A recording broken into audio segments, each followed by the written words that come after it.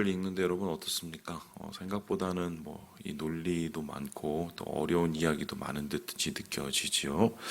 실제적으로 이제 로마서를 처음 대하면 읽기가 좀 쉽지는 않다 이렇게 느껴지는데 사실은 이제 그건 이제 배경적 지식을 우리가 가지지 않고 읽기 때문입니다.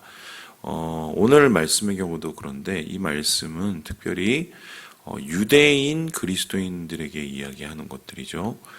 특별히 유대인인 사람들에게 하나님의 율법 그리고 하나님의 복음을 가르칠 때 그들이 가지고 있었던 문제점을 장애들을 지금 드러내면서 그것이 왜 예수의 복음을 가리는 것인지 이런 얘기를 하고 있는 것인데요. 그래서 이제 상황을 좀 이해하기 위해서는 배경 지식이 좀 필요합니다. 자, 그렇다면은 유대인에 대한 우리 한번 생각을 한번 떠올려 봅시다.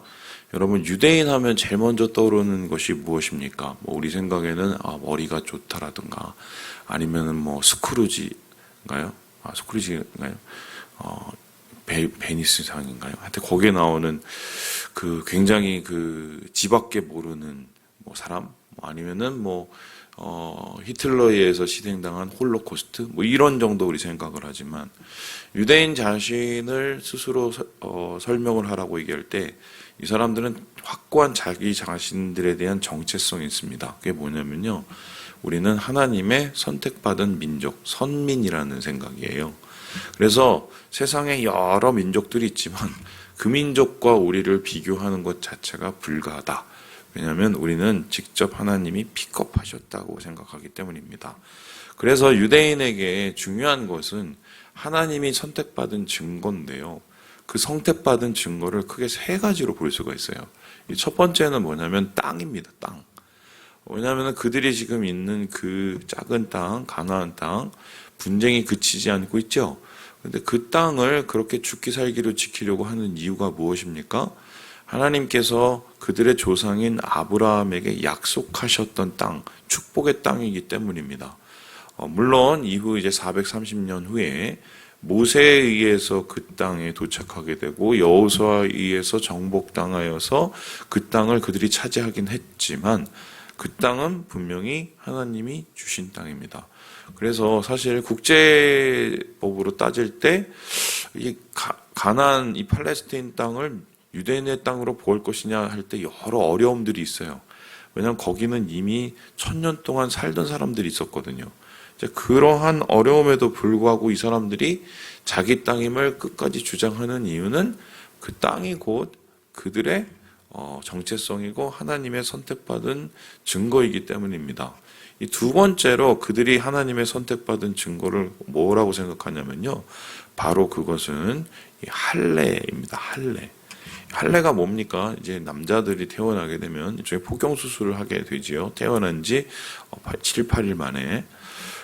왜 이것을 그들의 선택받은 증거라고 생각을 하냐면 이것은 이제 아브라함이 하나님으로부터 받았던 증거이기 때문입니다. 하나님이 그 자손들을 축복하시고 그 자손들은 바로 하나님 거라는 것을 일종의 증을 주셨는데요. 그 사인이 다름 아니라 몸의 가장 깊은 곳에 있었던 이 할례라는 증거였습니다. 그래서 할례는 곧 하나님의 선택받은 민족이라는 것이고 우리가 아브라함의 자손이라는 우리가 거룩한 혈통이라는 생각이 있기 때문에 할례를 굉장히 중요시 여깁니다. 마지막으로 유대인들이 자기 자신을 생각할 때 중요시 여기는 것 중에 하나가 뭐냐면요. 그것은 다름 아니라 율법입니다. 모세가 그들을 광야로 인도해 냈었을 때 하나님께서 시내산에서 만나시면서 그들이 하나님의 백성이 될 것이라고 말씀하셨습니다. 그냥 백성이 되는 게 저절로 되는 게 아니라 하나님께서 그들과 언약을 맺으셨어요. 계약을 맺으셨죠. 그 계약은 뭡니까? 하나님이 가르치신 법, 하나님의 율법, 하나님의 규례, 한마디로 룰이죠. 그 룰을 잘 지키는 사람이 내가 되겠습니다. 그래, 내가 그러니까 너를 나의 백성으로 삼으마 하고 일종의 이렇게 하나님께서 증거를 주신 게 이게 율법이에요. 그리고 크게 그 중에 가장 기초적인 것을 십계명이라고 하고요. 그 십계명 돌판이 그들에게 그렇게 중요했던 이유가 여러분 아시는 것처럼 그것은 하나님이 직접 쓰신 것이기 때문입니다. 그래서 유대인들을 생각할 때 절대로 그들 자신을 소개할 때 놓칠 수 없는 것, 땅, 그렇죠? 그리고 할례, 율법, 이게 있어야 바로 유대인이다. 그런데 여러분 아시는 것처럼 이 땅은 바벨론으로부터 멸망당한 이후에 뺏겨버립니다. 그리고 예수님이 오셨던 그때조차도 그들이 그 땅에서 살고는 있지만 그 땅이 그들의 소유라고 말하기에는 무리가 많았어요. 왜 그렇습니까? 로마의 지배하에 있었고 그 땅은 엄연히 누구의 땅입니까? 로마 황제의 땅이었기 때문이에요. 그래서 이 땅에 대한 것들이 이제 흔들렸습니다. 그러면은 이제 다른 것에 대한 그만큼의 애착이 생기겠죠? 그 애착과 집착은 무엇을 향해 있습니까? 그들이 받았던 율법. 물론 십계명 돌파는 사라졌지만 613가지의 하나님께서 주신 율법이 있어요. 그리고 그들의 몸속에 있는 할례. 이것은 뺏지 못하는 것이기 때문에 바벨론으로 포로로 끌려가서 우리가 왜 망했는지 생각을 할 때 율법 제대로 못 지키고 우리가 할례자로서의 제대로 삶을 못 살았기 때문에 그렇다 하면서 이 소위 말해서 바리새파도 나오고 뭐 사두개파도 나오면서 이들의 공통적인 것은 뭐냐면 율법을 잘 지키자였어요. 할례자로서 잘 살자. 그러면서 예수님 시대 때 유대인들은 율법과 할례에 목을 맸습니다. 심지어 유대인 출신의 그리스도인, 유대인이 그리스도인이 되었을 때도 항상 이 이방인 출신의 그리스도인과 첨예하게 대립한 것이 바로 이 문제였어요. 율법을 지키냐 마느냐, 할례를 하느냐 마느냐. 유대인들은 자기가 율법도 지키고 할례도 하니까 당연히 이방인인 그리스도인들에게 그것을 요구하는 사람들이 있었습니다. 하지만 바울이 생각할 때 이것은 옛 것이고 예수님께서 만든 새로운 법, 새로운 예수님의 이 복음하고는 문제가 있는 것이다 라고 생각했던 것 같아요. 오늘 얘기가 바로 그겁니다. 유대인들은 복음을 들을 때 자꾸 그 복음에 뭘 갖다 붙이고 복음에 뭘 가지고 평가를 합니다. 그 잣대가 바로 율법의 잣대고 할례의 잣대인데요. 여기에 대해서 이 바울은 이렇게 이야기를 하고 있습니다. 우리 함께 20절의 말씀을 같이 한번 읽어보겠습니다. 20절의 말씀입니다. 시작. 율법에 있는 지식과 진리의 모본을 가진 자로서 어리석은 자의 교사요 어린아이의 선생이라고 스스로 믿으니. 그들은 분명히 율법을 가지고 있습니다. 율법 자체가 나쁜 것은 아니에요. 율법은 하나님의 법이고 율법을 잘 지키면은 우리가 구원을 받을 수 있습니다. 그건 맞아요. 그런데 여러분 아시는 것처럼 613가지의 율법 중에 하나라도 어기면 그 사람은 율법 전체를 어기는 사람이 됩니다.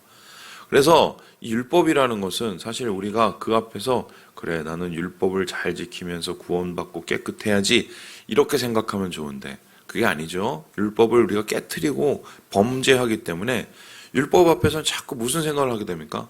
아이고 내가 또 죄졌어. 나는 죄인이야. 나는 구원을 받을 수 있을까? 이렇게 고민을 하게 된단 말이죠. 율법의 기능은 죄를 알게 하는 것입니다. 죄를 알아야 은혜를 알게 되는 건데요. 지금 분명히 좋은 율법을 가지면서 그 율법을 가지고 하나님의 뜻이 무엇인지 이스라엘 백성은 알고는 있었으나 중요한 것은 그것을 가지고 다른 사람들을 평가하고 다른 민족들에 대해서 율법의 잣대를 대기는 했으나 문제는 뭐냐면 그것이 자기의 자랑이 되었습니다. 근데 자랑이 될 것까지는 그게 좋다 치는데 문제는 바로 이건데요. 여기에 24절에 이렇게 이야기를 하고 있습니다. 우리 24절 말씀을 읽어보죠. 시작. 기록된 바와 같이 하나님의 이름이 너희 때문에 이방인 중에서 모독을 받는도다.